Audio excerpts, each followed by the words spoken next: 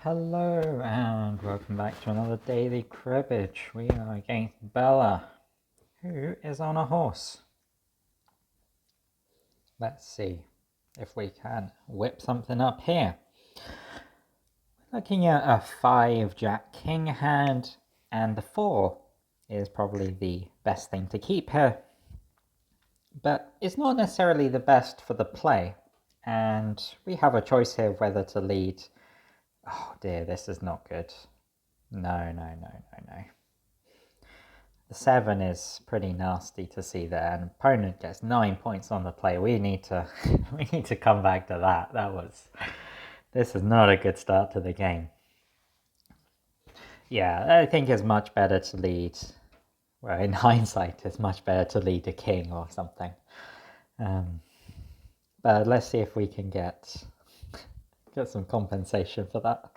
We got 10 points in hand here. Looks very nice. We get to throw away 4 queen, which is good because the 4 is less than 5, so we make some good totals here. We start off with an 8. 6 is also possible, but the problem with starting with 6 is if our opponent goes 10, then the opponent does have some good options to get 31 with a 5. And oops, I forgot to play my 7. Okay. The 8 on top, though, I missed that. That's an extremely good cut for us, and it sort of sweeps some of the mistakes that we made under the rug. Only some of them, though, because we are still some ways away from making our milestone. Very tempted to just throw away 9, 10 here, and I'm going to do that because we get 12 points so often, and we really do want these 12 points. We want all these 12 points because we need to get to 44. Okay, we are tiptoeing our way towards 31 very slowly. Opponent showing a 6, 7, 9. Expect some 8s here. And they have the other 6, also very reasonable because they improve on 5s and 8s. See how the crib looks. 9, 10, always a bit scary to throw away, especially when a jet comes up. But yeah, we needed that high average, so absolutely taking some damage on our average score. The 5 on top is usually very good for us, so let's see what we get. Opponent shows us 7, 8, and an ace, so we expect 6s here, so that's why we lead the jack over the 9. Opponent has 8 points. Our opponent's kind of in no man's land. I like to say people are in no man's land if they are not near a good milestone kind of position. And here it's just 7 queen. We get to keep the 9, 10 together. Also get to fake some flushes with our hearts, but we don't have the luxury to do that because we need the points. And so if our opponent pairs our 3, we need to go 9. They sort of have 0 here. Now we're lacking our positional edge that we had a couple of turns ago because we scored 0. Let's see if we can bounce back with a big scoring hand. This one will go 9, 7, high variance. Let's keep lots of points. We'll just come up to 20. And let's see if we get the last 2 points. Yep.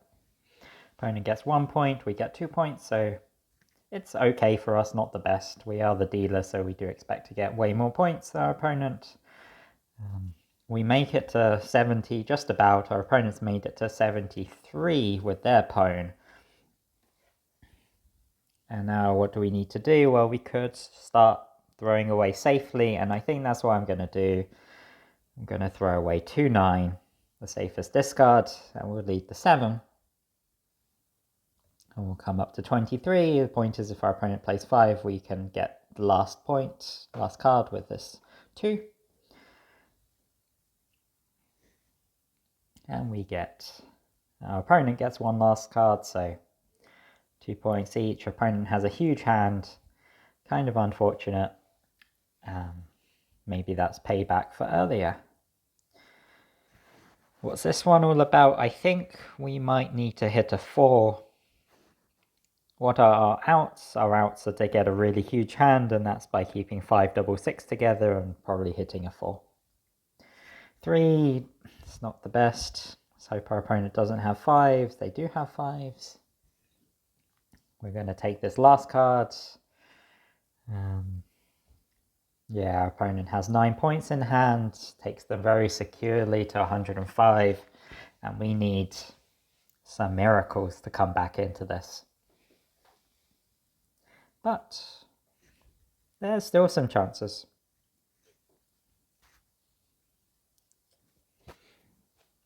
Kind of tempted to throw away double ace here, but it doesn't really help because even if we hit a jack, our opponent gets 2 points and probably is fine for them. I'm just going to go with hoping for a 4 instead on top. We didn't get the 4. Opponent, we cut an 8 and our opponent shows us 2 7s, so this is probably game over. Yeah, our opponent shows 12 points and our opponent shows us 24 points, so yeah, game over. Good game. That was a good game. Kind of back and forth there. I think we had good position for some of it, but our opponent did get the best of us on some of those plays. So we lost out a lot of points on the play, and in fact we lost out a lot of points pretty much everywhere. But let's go back to the very first play. So I'm here to dissect what happened here, and I can explain it very easily. I wanted to high roll this position, and what does high rolling mean? It means that you avoid some of the traps in the position, you avoid giving your opponent as many points as possible. So here, I wanted to avoid playing either my jack or my king, because if you play the jack, your opponent can play a 10, or king, your opponent might even pair it, and they get 2 points for 31. Instead, if our opponent does have those jacks and kings, if I play my 5 instead, my opponent doesn't get so much value out of those 10s. Now, of course, this backfired immediately because I played the 5, our opponent had the 6, which is, to be fair, extremely natural. When your opponent leads 7, you often are putting your opponent's hands range contain a lot of 6s, they contain a lot of 8s. They contain slightly more 8s than 6s, to be honest, but that is the way of things. They definitely contain a lot of 8s, and I was hoping that after this 5, my opponent would just play somewhat safe, play something like an 8 or a 9. Well, 8 is not safe for my opponent because I could have a 6. And in fact, by leading 4 and playing 5, I might be indicating exactly that. But my opponent might play a 9 or a 10. And if they do that, then we're sort of out of the woods. So what could lead us to play a 10 here? Well, one thing is to note the opponent does have a lot of 6s and we should avoid giving our opponent 4 points.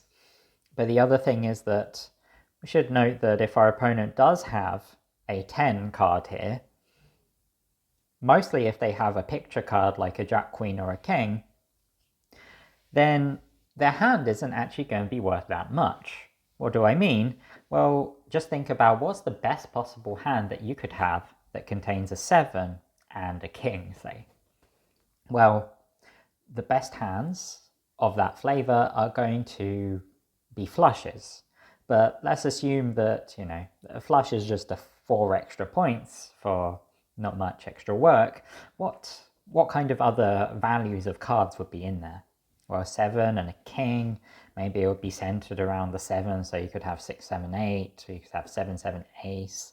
But we're talking in the realms of 5 or 6 points, right? We're not talking in the realms of 10 or 12 points. I consider a 10 or 12 point to be more a made hand. Those are ones that you're very happy to have and are going to get you to your averages. So opponents probably only got at most 6 points in hand if they play a king or a jack, and by giving them an extra pair here, we'll get extra 2 points on the play. We're just giving them You know, we're taking that hand slightly closer to their expected average, but not too far over. Our hand is pretty good, actually. We've got 8 points in hand with the cut of the jack. Opponent does get 2 points for the jack. And potentially our opponent's going to get a lot of points, but I think at this point, because we led the 4 and our opponent did have exactly a 7, we have to be content with giving away more points here. I think a pretty sensible way of starting out is actually to lead the king or the jack, because you keep the option to play out the 4 or the 5 later on, especially if your opponent has a 5 and you play it and they play it on our king. We can pair it back. We're a little bit scared of getting tripled, but we have a 4 that will hopefully give us 1 point for the last card. Our opponent won't get value out of hands that are 5, 5, 6, 7, say. But yeah, those are my 2 cents on this starting position. I think that it's also a good point to remember that our opponents do have a range of different hands here. It's not just this particular hand that we have to be scared of. However, when we play a 4 and our opponent plays a 7, we should think also about our own range and think, what does this mean for us? In this particular hand, we're really stuck, but most of the time we have some other outs. For instance, if we've got 4 ace 10 10, then we would probably play our ace here. And if we had another 4, then we can go to 15, 4 7 4.